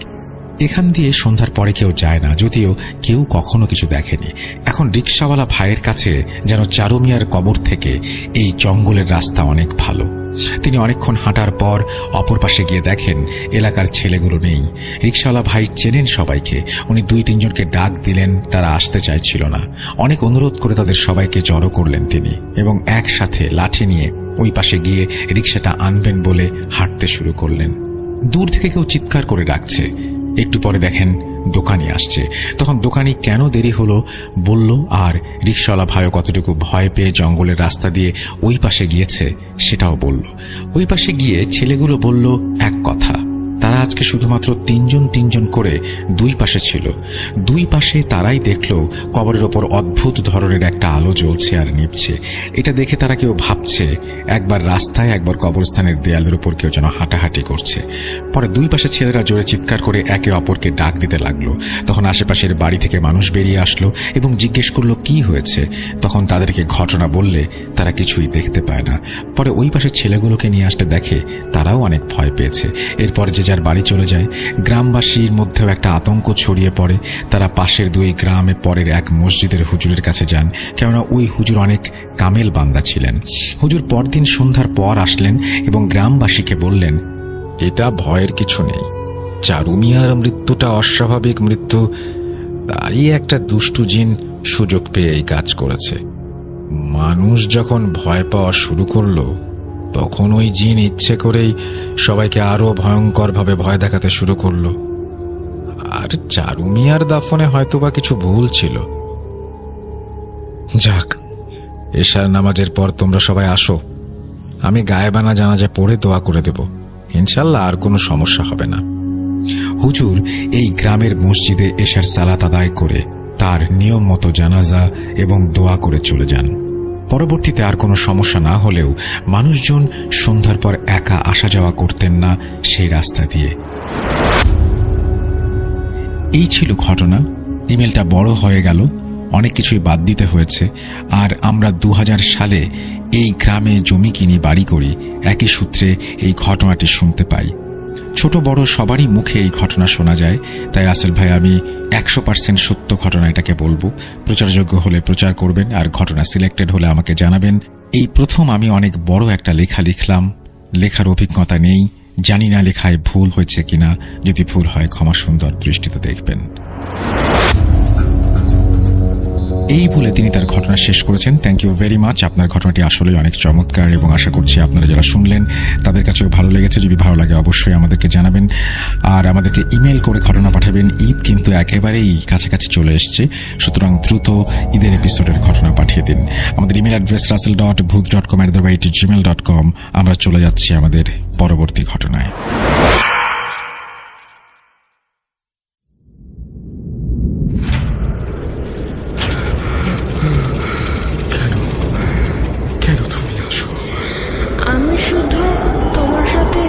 চায়। কিভাবে সম্ভব? মৃতদের এই পৃথিবীতে থাকতে নেই। তুমি চলে যাও, চলে যাও, প্লিজ চলে যাও। সবটাই কি ইলুশন, নাকি অন্য জগতের কেউ কখনো হাজির হয়ে যায় চোখের পলকে? ভূত.com with Russell। Welcome back. আরো একবার আপনাদের সবাইকে স্বাগত জানাচ্ছি আমি রাসেল। আশা করছি আপনারা সবাই ভালো আছেন এবং ভালোর দলে আছেন, আর একই সাথে এনজয় করছেন আমাদের আজকের এপিসোড। আর আমরা আসলে সত্যি কথা বলতে সেটা হচ্ছে আপনাদের জন্য সবসময় চেষ্টা করি ভালো কিছু ঘটনা নিয়ে হাজির হতে, এবং এইটা তো সবসময় আমাদের উপরে ডিপেন্ডও করে না। আসলে কোনো সময় আমাদের লিসনারদের দিকে তাকিয়ে থাকতে হয়, কারণ আমরা কোনো ঘটনা, এটা ফিকশন না যে আমরা কোনো কিছু বানিয়ে বলবো। গত সপ্তাহে আপনারা দেখেছেন যে আমাদের খুব প্রিয় একজন মানুষ চিন্টু ভাইয়ের বার্থডে ছিল, এবং যারা তাকে বার্থডেতে শুভেচ্ছা জানানোর সময় পাননি তারা এখানে শুভেচ্ছা জানাতে পারেন। এবং একটু বলে রাখি, চিন্টু ভাই হচ্ছে সেই মানুষটি যিনি আমাদের সমস্ত ব্যাকগ্রাউন্ডগুলো কখনো কালেক্ট করেছেন আর কখনো ক্রিয়েট করেছেন। সো তার জন্য অনেক অনেক ধন্যবাদ চিন্টু ভাইকে, এবং তার জন্মদিন শুভ হোক। যদি অনেক দেরি হয়ে গেছে তারপরেও বলছি, আমরা উইশ করেছিলাম সময় মতোই। এবং আমি বলবো যে আমাদের ভূত.com-এর এই যে যাত্রা, তার আগে ছিল ভূত FM-এও আমাদের একসাথে থাকা, এবং এই যে 2010 থেকে আজকে 2023 সাল এখনো পর্যন্ত আমরা যে শো করে যাচ্ছি তার অনেকটাই ক্রেডিট কিন্তু চিন্টু ভাইয়ের। কারণ একটা জিনিস মনে রাখবেন যে ব্যাকগ্রাউন্ড মিউজিক যদি ভালো না হয় তাহলে কোনো হরর কন্টেন্টের কোনো মজা থাকে না। চিন্টু ভাই এই শোটাকে নিজের মতো করে এবং কতটুকু ভালোবাসা দিয়ে তিনি এই শোটা করেন, এটা আসলে না শুনলে বা না জানলে আপনারা কখনো বুঝবেন না। আমাকে এবং চিন্টু ভাইকে দুজনকেই, যেহেতু আমাদের প্রত্যেক সপ্তাহে নিয়ম মেনে এই কাজটা করতে হয়, লাইফের অনেক কিছু স্যাক্রিফাইস করতে হয়, অনেক ইভেন্ট মিস করতে হয়, অনেক কিছু। বাট খুশির ব্যাপার হচ্ছে আপনাদেরকে পেয়ে যাই। রাত 11:59 হলেই আপনারা জড়ো হন এবং আমাদের ঘটনা শোনেন, এটা একটা বিশাল ব্যাপার। যাই হোক, আমরা কথা না বাড়িয়ে সরাসরি ঘটনায় চলে যাব। আমরা চলে যাচ্ছি আমাদের পরের ইমেইলে, এবং আশা করছি এই ইমেলটা আপনাদের ভালো লাগবে। যেভাবে লেখা আছে আমি সেভাবেই পড়ছি। লিসেনার্স, স্টোরি টেলার সবাইকে সালাম, স্পেশালি রাসেল ভাই ও আফনান ভাই, কারণ আমি দুজনেরই অনেক বড় ফ্যান। রাসেল ভাই, আপনি আমার ঘটনাটি পড়ে শোনালে আমি খুবই খুশি হব। আসসালামু আলাইকুম, আশা করি ভালো আছেন। জানি আপনি সবসময় ভালোর দলে, তাও জিজ্ঞাসা করলাম, দয়া করে আমার ঠিকানা সম্পূর্ণ গোপন রাখবেন। আমি সময় নষ্ট না করে সরাসরি ঘটনায় চলে যাচ্ছি। ঘটনাটি মূলত আমার দাদাকে নিয়ে, যিনি তৎকালীন সময়কার স্বনামধন্য পীর বংশের একজন কামেল পীর ছিলেন। ঘটনাটি আমার দাদার মুখে যেভাবে শোনা আমি সেভাবেই শুরু করছি। আশা করছি লিসনারদের বুঝতে সমস্যা হবে না।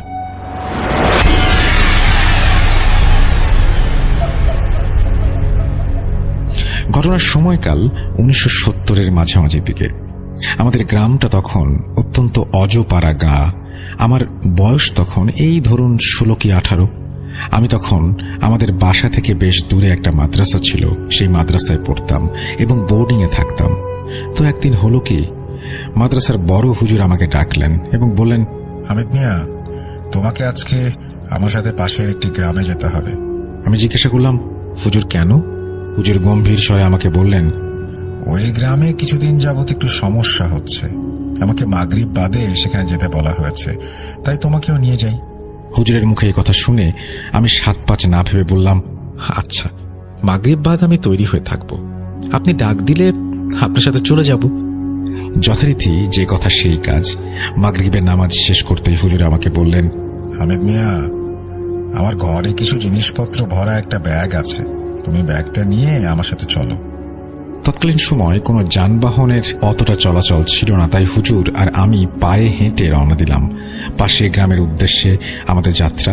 পথে যাওয়ার সময় কোনো সমস্যা হয়নি যদিও, কিন্তু ওখানে পৌঁছানোর পর যা দেখলাম তা দেখার জন্য আমি মোটেও প্রস্তুত ছিলাম না। আমি মূলত যেই বাড়ির উদ্দেশ্যে ওইখানে যাই, ওইখানে পৌঁছানোর পর দেখি সেই বাড়ির উঠোনে 3টা লাশ শোয়ানো আছে। শুধু লাশের গায়ে একটি করে চাদর দিয়ে রাখা। আশেপাশের মানুষ একটু দূরে দাঁড়িয়ে আছে। হুজুর এরকম অবস্থা দেখে ওই লাশের পরিবারদের জিজ্ঞাসা করলেন, কি হয়েছে, আর লাশ কি অবস্থায় রেখেছ কেন? এদের গোসল করানো হয়নি? মূলত আমরা সেখানে যাই লাশের জানাজা এবং কিছু অশরীরীর ঘটনার মীমাংসা করতে।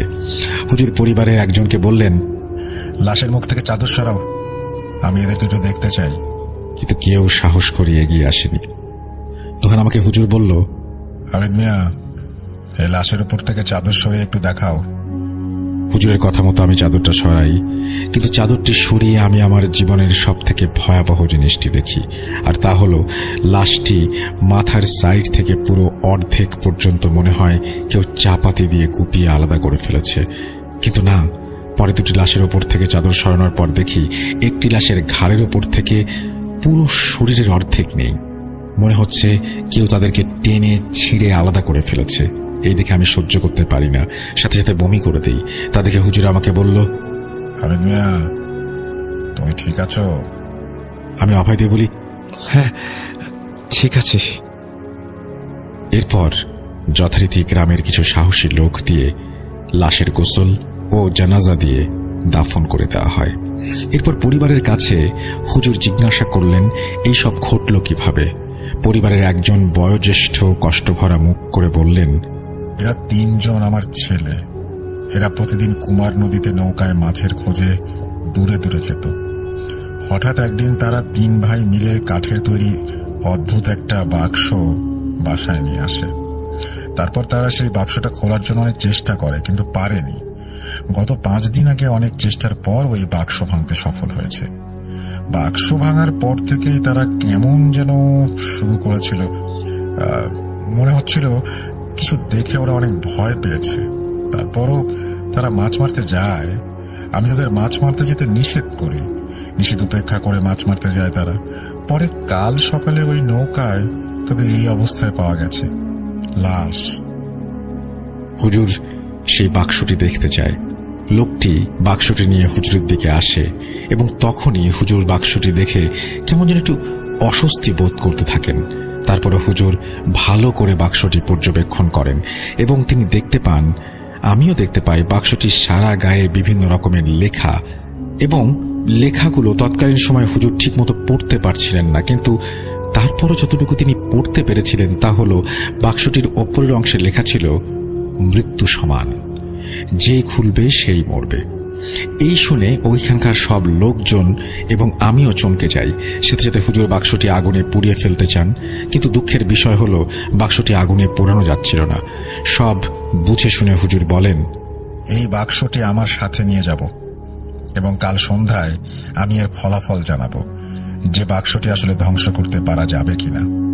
এরপর আমরা ওখান থেকে বাড়ির দিকে রওনা দেই। মাদ্রাসার দিকে চলে আসি। বাড়িতে আসার সময় আমাদের কিছু টুকটাক সমস্যার ভেতর পড়তে হয়, যেমন জোরে জোরে গাছে ঝাঁকি দেওয়া, পিছন থেকে বিভিন্ন পশু পাখির কণ্ঠ শুনতে পাওয়া, মেয়েলি কান্নার আওয়াজ শোনা। তারপরে হুজুর সাথে ছিলেন দেখে মনে সাহস ছিল। আমাদের মাদ্রাসায় পৌঁছাতে পৌঁছাতে তখন প্রায় রাত 1টা। মাদ্রাসায় আসার পর হুজুর তার নিজের কাছে থাকা কিছু জিনের মাধ্যমে জানতে পারে যে এই বাক্সটি প্রায় 250 থেকে 350 বছরের পুরনো বাক্স।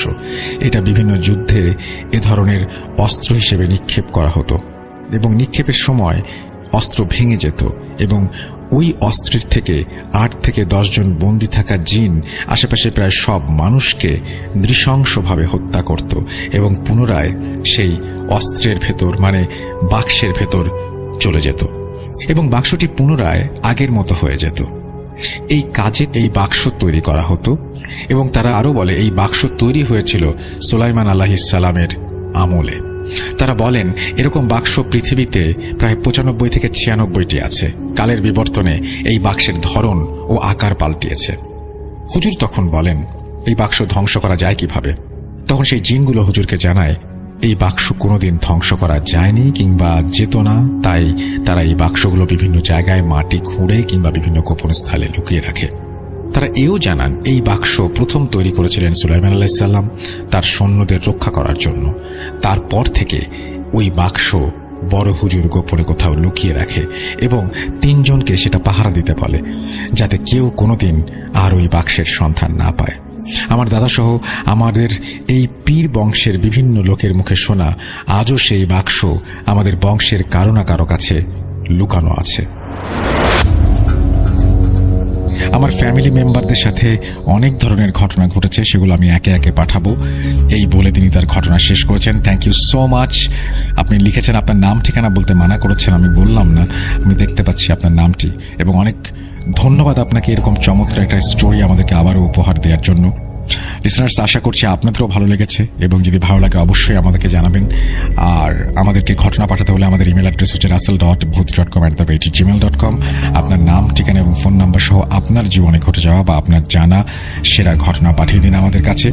ঘটনার শুরুতে অবশ্যই উল্লেখ করুন যে ঘটনাটি আপনি স্টুডিওতে এসে শেয়ার করতে চান, নাকি আপনি চান আপনার ঘটনা আমরা পড়ে শুনে। আমাদের ফেসবুক পেজ হচ্ছে www.facebook.com/russell.স্বাধীন। আমরা চলে যাব আমাদের পরবর্তী ঘটনায়।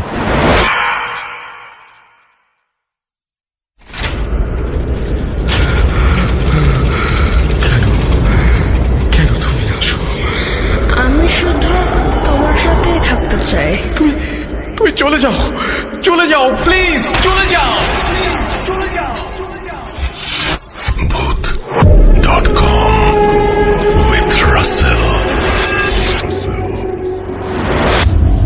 Welcome back. আপনাদের সবাইকে স্বাগত জানাচ্ছি আমি রাসেল। আশা করছি আপনারা সবাই ভালো আছেন। 177তম এপিসোডে আবারও আপনাদের স্বাগত জানাচ্ছি। অনেকেই বিভিন্ন ধরনের প্রশ্ন করছেন, অনেকেই প্রশংসা করছেন আমাদের এই ঘটনাগুলোর, এবং আশা করছি আমাদের ঘটনাগুলো আপনাদের ভালো লাগছে। এবং আমাদেরকে ফেসবুকে যারা কমেন্ট করছেন তাদেরকে অসংখ্য ধন্যবাদ। আমাদেরকে আরও কমেন্ট করতে চাইলে লিখুন। আমাদের ফেসবুকের লিঙ্কে যে আপনাদের কমেন্ট সেকশনে গিয়ে আপনারা লিখতে পারেন www.facebook.com/russell.স্বাধীন। আমরা চলে যাব আমাদের পরবর্তী ঘটনায়, এবং আশা করছি যে পুরোটা সময় আমাদের সঙ্গে থাকবেন। যেভাবে লেখা আছে আমি সেভাবেই পড়ছি। আসসালামু আলাইকুম রাসেল ভাই, কেমন আছেন জিজ্ঞেস করবো না, কারণ আমি জানি আপনি সবসময় ভালোর দলে। আমি ফাহাদ, লিখছি সিলেট থেকে। স্টুডিওতে এসে ঘটনা বলা আমার পক্ষে সম্ভব নয়, তাই আমি ঘটনাটি ভালো লাগলে পড়ে শোনানোর অনুরোধ করছি। আমি ক্লাস 5 থেকে ভূত FM শুনে আসছি। মধ্যখানে বেশ কিছু সময় আপনার শো বন্ধ ছিল। সেই সময় ইউটিউব থেকে আপনার আগের এপিসোডগুলো ডাউনলোড করে শুনতাম। বেশ কিছুদিন ধরে ভাবছিলাম একটা ঘটনা পাঠাবো, তবে সুন্দরভাবে গুছিয়ে লিখতে না পারার কারণে পাঠাতে পারছিলাম না। শেষমেশ ঘটনাটি লিখে পাঠানোর সিদ্ধান্ত নিলাম। অগোছালো লেখার জন্য শুরুতেই ক্ষমা চেয়ে নিচ্ছি। আজকে যে ঘটনাটি বলবো সেটা আমার ফুপুর সাথে ঘটেছিল। অনেক আগে একবার ফুপু এই ঘটনাটি আমাকে বলেছিলেন। সে সময় আমি এত গুরুত্ব দিয়ে শুনিনি, তাই সেদিন ফুপুর সাথে আমার যখন দেখা হয় তখন ঘটনাটি তার কাছ থেকে আমি শুনে নিই। আমার ফুপুর হাজবেন্ড ছিলেন অত্যন্ত সাহসী মানুষ। উনি প্রায় রাতেই মাছ ধরতে যেতেন। আমাদের আঞ্চলিক ভাষায় যাকে বলা হয় আলো শিকার। সাধারণত আলো শিকার করতে দুটি জিনিসের প্রয়োজন হয়, টর্চ লাইট এবং বর্ষা। ওনাদের বাড়ির সাথে ছিল অসংখ্য মাঠ এবং খাল আর বিল। যখন বর্ষাকাল আসতো তখন পানি, খাল, বিল সব জায়গায় জমা হয়ে যেত। সেখানে অসংখ্য মাছ পাওয়া যেত। মূল ঘটনায় যাওয়ার আগে কিছু বর্ণনা দেই। ওনাদের একতলা বিশিষ্ট একটি দালান ঘরটির সাথে একটি কাঁচা রাস্তা, এবং কাঁচা রাস্তার সাথেই মেইন রোড। কাঁচা রাস্তার শুরুতেই এবং মেইন রোডের সাথেই একটি কবরস্থান। কবরস্থানের পাশেই গাছগাছালিতে ঘেরা, এবং পাশেই বড় একটি বাঁশঝাড়, এবং এর কিছু দূরেই ফুপুদের বাসা, আর সাথে কয়েকটা বাড়ি রয়েছে, এবং এর পরে আরো অনেক খালি মাঠ রয়েছে। ফুফা যখন রাতে আলো শিকার করতেন প্রায়ই ওনার সাথে অদ্ভুত ঘটনা ঘটত। যেমন একদিন ওনার পাশের এক খালে উনি গিয়েছিলেন শিকারে। উনি দেখতে পেলেন সেই খালে অসংখ্য মাছ। মাছগুলো সাধারণ মাছের চাইতে অনেক বড়, এবং মাছগুলো দেখতে অদ্ভুত ছিল। ফুপা বুঝতে পারলেন যে এগুলো মাছ নয়। উনি ভয় না পেয়ে বিভিন্ন দোয়া দুরুদ পড়ে সেখান থেকে চলে আসেন। আরেকদিন উনি আলো শিকার করে বাড়ি ফিরছিলেন। প্রথমেই বলেছিলাম ওনাদের কাঁচা রাস্তার সাথে একটি কবরস্থান এবং একটি বড় বাঁশঝাড় রয়েছে। যখন বাঁশঝাড়ের কাছে এলেন তখন তিনি দেখতে পেলেন পুরো বাঁশঝাড়টি ওনার ওপরে পড়ে যাচ্ছে। উনি সাথে সাথে বাঁশঝাড়ের জায়গা অতিক্রম করেন এবং দোয়া দুরুদ পড়তে শুরু করলেন, এবং সেখান থেকে চলে এলেন। যেহেতু উনি অনেক সাহসী ছিলেন তাই উনি ভয় পাননি। বলা যায় গভীর রাতে কেউ একা রাস্তা দিয়ে হেঁটে আসলে কোনো জিন বাঁশঝাড়ে ফেলে মানুষকে ভয় দেখাতে চায়। যদি কেউ ভয় পেয়ে যায় তাহলে সে অসুস্থ হয়ে পড়বে। এর কিছুদিন পরে ফুফা একদিন আলো শিকারে যান। সেদিন ওনার টর্চ লাইট সমস্যা করছিল। হঠাৎ উনি দেখতে পান ওনার সামনে কয়েকটা কুকুর আসছে। এত রাতে কুকুর কোথা থেকে আসবে উনি বুঝতে পারছিলেন না। তারপরও উনি বিষয়টা স্বাভাবিকভাবে নিলেন এবং সামনে এগোতে লাগলেন। কিন্তু কুকুরগুলো সামনে আসতেই উনি দেখতে পেলেন কুকুরগুলোর চোখ লাল, শরীরের রং কালো। ওনার দিকে কুকুরগুলো খুবই রাগান্বিত দৃষ্টিতে তাকিয়ে আছে। উনি কিছুটা ভয় পেয়েছিলেন, তবুও উনি বিভিন্ন দোয়া দুরুদ পড়তে শুরু করলেন। সেই কুকুরগুলোকে অতিক্রম করে চলে আসলেন। উনি আর পেছনে ফিরে তাকাননি। প্রায় ওনার সাথে এরকম অস্বাভাবিক ঘটনা ঘটে। এবার সে মূল ঘটনায়। আমার ফুপুর একটা মেয়ে আছে, এখনো 40 দিন পেরোয়নি। ফুফা রাত্রে আলো শিকারে যেতে চাইলেন। ওনার মা ছিলেন ধার্মিক মানুষ। ওনার মা ফুপাকে বাধা দিয়ে বললেন, এত মাছের প্রয়োজন নেই, তোর ঘরে এখন একটা মেয়ে রয়েছে, 40 দিনও হয়নি, তুই ঘরে থাক, তোর মেয়ের সাথে থাক, এত রাতে মাছ ধরার দরকার কি? ফুফা এই কথাগুলো শুনে হেসে উড়িয়ে দিলেন এবং আলো শিকারে বের হয়ে পড়লেন। সেদিন উনি বেশ কিছুক্ষণ আলো শিকার করার পর মাছ পেলেন না, তাই বাড়ি চলে এলেন। উনি রাস্তা দিয়ে একাই হেঁটে আসছিলেন। ওনার কাছে মনে হচ্ছিল যে ওনার পেছন পেছন কেউ যেন হেঁটে আসছে। উনি পেছনে ফিরে তাকালেন, কিন্তু কিছুই দেখতে পেলেন না। বেশ কয়েকবার ওনার সাথে এরকম ঘটনা হয় এবং অবশেষে উনি বাড়ি চলে আসেন। বাড়িতে আসার পর ফুপু এসে গেট খুলে দেন। উনি রুমে ঢুকেই বাথরুমে গিয়ে হাত পা ধুয়ে আসেন। ততক্ষণে ওনার মেয়ে ঘুমিয়ে পড়েছে। ফুপু ওনার জন্য খাবার এনে দেয়। খাবার খাওয়া দাওয়া শেষ করে ওনারা টুকটাক কথা বলছিলেন আস্তে ধীরে, যাতে ওনাদের মেয়ে ঘুম থেকে না ওঠে। বেশি কথা না বলে ফুপা ঘুমানোর জন্য বিছানায় যান। ততক্ষণে ফুপু থালা বাসন পরিষ্কার করছিলেন। হঠাৎ শুনতে পেলেন ওনাদের দরজায় কেউ আঘাত করছে। ঠক ঠক ঠক ঠক ঠক। ফুপু উঠে গিয়ে দরজা খুললেন। দরজা খোলার পর উনি দেখতে পেলেন বাইরে কেউ নেই, কিন্তু দরজা খুলতেই একটা প্রজাপতি এসে ঘরের ভেতরে ঢুকে পড়ল। কে এসেছে দেখার জন্য চাচা তাকিয়েছিলেন, কিন্তু কাউকেই দেখতে পেলেন না এবং উনি আর কিছু না ভেবে শুয়ে পড়লেন। ফুপুর চোখে তখনও ঘুম ছিল না, কিছুটা বিরক্ত বোধ করছিলেন, তাই এই বিষয়টাকে তেমন বেশি আমলে নেননি এবং দরজা লাগিয়ে উনি ওনার কাজ শেষ করেন। তখন ওনাদের ছাদে কি ঘটেছিল, ছাদের এপাশ ওপাশ আবার ওপাশ এপাশ এরকম একটা শব্দ হচ্ছিল। মনে হচ্ছিল যে কেউ একজন ছাদে হেঁটে বেড়াচ্ছে।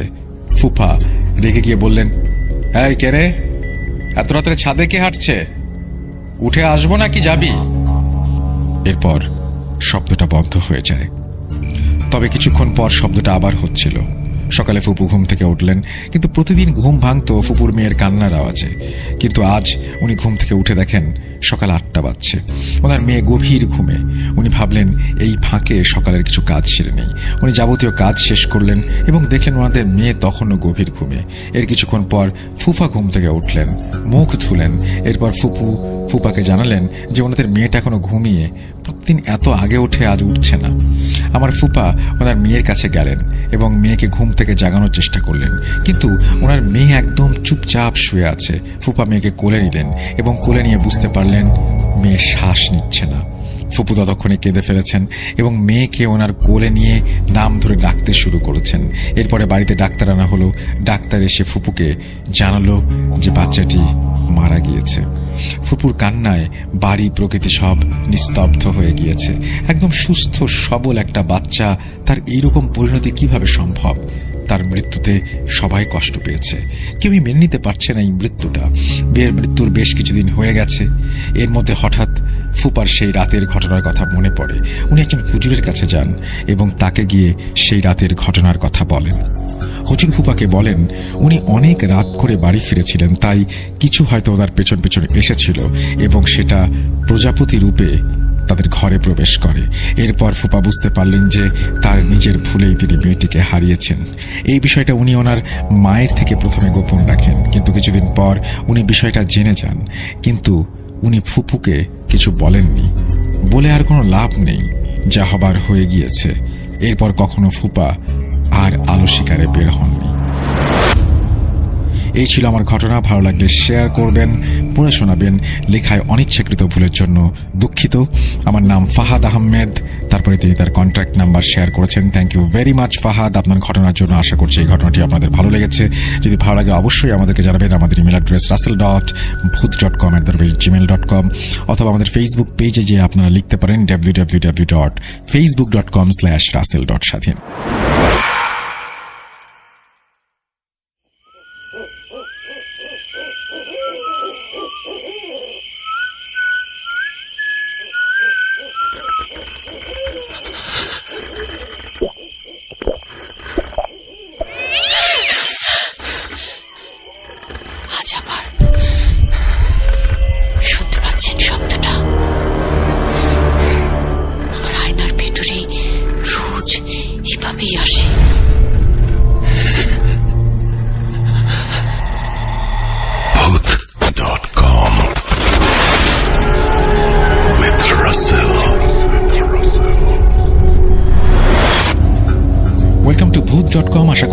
সবাই ভালো আছেন। সানডে স্পেশাল এপিসোডে আপনাদের সবাইকে স্বাগত জানাচ্ছি আমি রাসেল, এবং আজকেও আরো একটা নতুন ঘটনা নিয়ে আপনাদের সামনে হাজির হয়ে গেলাম। আর এই ঘটনাটি আমাদেরকে যিনি পাঠিয়েছেন তার নাম উল্লেখ করে বলছি, যেভাবে উনি লিখেছেন আমি ঠিক সেভাবেই পড়ে শোনাচ্ছি। শুরুতেই সালাম জানাই, আমার নাম সিয়াম। রাসেল ভাই ভালো থাকার দলে, তাই কেমন আছেন জানতে চাইলাম না। অনিচ্ছাকৃত ভুলের জন্য ক্ষমা প্রার্থী। এটা আমার পাঠানো প্রথম ঘটনা। দুঃখিত, আমি অনেক দূরে থাকার কারণে স্টুডিওতে সরাসরি এসে ঘটনাটি বলতে পারছি না। বেশি কথা না বলে আমি ঘটনায় চলে যাব। আমার ছোটবেলার বন্ধু, আমার সাথে বেড়ে ওঠা এক বন্ধুর কথা, যে এখন প্রবাসে রয়েছে। আমি বেসরকারি একটি ইউনিভার্সিটিতে স্টাডি করছি, এবং এটি কুমিল্লার হোমনা থানার খোদে দাউদপুর গ্রামে ঘটে যাওয়া একটি ঘটনা। আমি নিজেও এই ঘটনাটি দেখেছি। তাদের বাড়িটি ছিল আমাদের গ্রামের বিলের পাশে, আর ওইখানে মানুষ এত যাতায়াত করতো না, আর রাতে একদমই না। আজকে আমার বন্ধু হাবিবের মার সাথে ঘটে যাওয়া ঘটনাটি শেয়ার করছি। ওর মা ও ছোট বোন, ও ছাড়া বাড়িতে ওদের আর কেউ ছিল না।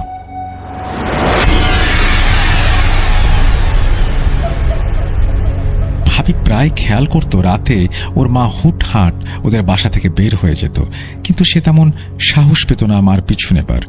ওদের বাড়িতে ওদের একটা পোষা কুকুর ছিল, সে বুঝতে পারত আর মার পিছু নিত। রাতে বাসা থেকে বের হবার পর ওনার 2-3 দিন কোনো খোঁজ খবর পাওয়া যেত না। তারপর অনেক দূর থেকে খবর আসতো ওনাকে খুঁজে পাওয়া গেছে। তারপর তারা তাকে যে নিয়ে আসতো। একদিন ওকে খুঁজে পাওয়া যাচ্ছে না। সব সময়ের মতো এবার ওরা খবর পেল ওর মা অনেক দূরে এক গ্রামের এক বড় বটগাছের তলায় শুয়ে আছে। সে ঘটনা ওই গ্রামের পুরো গ্রামবাসী দেখেছে। এরপর হুজুর নিয়ে এসে ওনাকে ওই গাছ থেকে নামানো হলো। যে ঘটনা ওই গ্রামের পুরো গ্রামবাসী দেখেছে, তারপর হুজুর এসে ওনার মাকে যখন নামায়, তখনও গ্রামের মানুষজন উপস্থিত ছিল, এবং হাবিবের বাবা তখন প্রবাসে ছিল ওর বড় ভাইয়ের সাথে। হাবিবের মেঝো ভাই সোহেল তখন ঢাকাতে ছিল। তখন তার মার এরকম অবস্থা দেখে উনি গ্রামে চলে আসেন। উনি আসার পর একদিন রাতে ওই কুকুরের আওয়াজ শুনতে পান, এবং তার ঘুম ভেঙে যায়। দেখে যে ওনার পাশে ওনার মা নেই, দরজাটা খোলা। লাইট নিয়ে বাইরে যেয়ে দেখে ওনার মা ওই বিলের দিকে জমি জমার আইল দিয়ে হেঁটে হেঁটে চলে যাচ্ছে। উনি মা বলে জোরে জোরে ওনাকে ডাকতে থাকেন, অনেক পিছু নেওয়ার চেষ্টা করেন, কিন্তু ওনার মা কোনো রেসপন্স করছিল না। আর সোহেল ভাই যত দূরেই যাক, ওনার মা ততটাই দূরে চলে যায়। এই পর্যায়ে সোহেল ভাই না পেরে বাসায় চলে আসে। এর 2-1 দিন পর তারা খবর পেল আমাদের গ্রামের পাশের গ্রামে বড় একটা বট গাছের নিচে তাকে পাওয়া গেছে, এবং তারপর বিভিন্ন কবিরাজের কাছে তাকে নিয়ে যাওয়া হয়, কিন্তু কোনো সমাধান পাওয়া যায় না। তাদের মধ্যে এক কবিরাজ বলেছিল তাদের সাধ্যের বাইরে এই জিনের ক্ষমতা। তারপর সোহেল ভাইকে সেই বড় হুজুরের ঠিকানা দেয়া হলো। তারপর সোহেল ভাই সেই বড় হুজুরকে তাদের বাড়িতে নিয়ে আসে। বড় হুজুর বাড়িটি পর্যবেক্ষণ করেন, এবং তারপর বড় হুজুর বলেন তাদের এই বাড়ি হলো এক বদ জিনের আস্তানা। সোহেল ভাইকে সে হুজুর বলল তারা যেন এই বাড়ি যত তাড়াতাড়ি সম্ভব ত্যাগ করে, কিন্তু তারা হুজুরের কথার মূল্যায়ন করল না। এভাবে অনেক দিন যাওয়ার পর হঠাৎ করে একদিন রাতে সোহেল ভাই খেয়াল করল তার মা বিছানা থেকে উঠে কোথায় যেন চলে যাচ্ছে। তারপর সোহেল ভাই তার মাকে ধরে রাখার চেষ্টা করল, কিন্তু সে তার সাথে শক্তিতে পেরে উঠল না। তার মা তাকে ছিটকে দূরে ফেলে চলে গেল। তারপর তার মার সাথে তাদের ওই পোষা কুকুরটিও চলে গেল।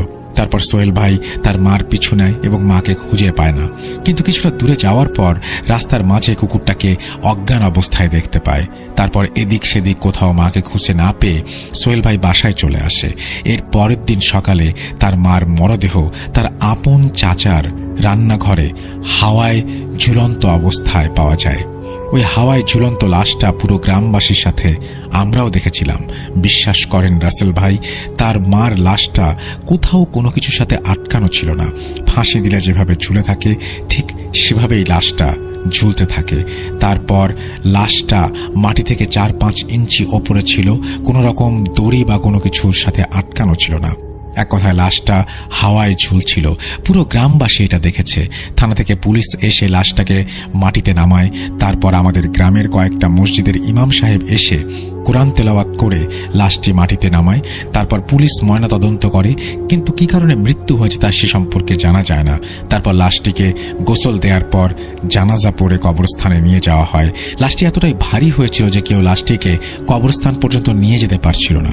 তারপর হুজুররা কোনো রকমের দোয়া কালাম পড়ে লাশটির কবরস্থান পর্যন্ত নিয়ে যেতে সক্ষম হয়।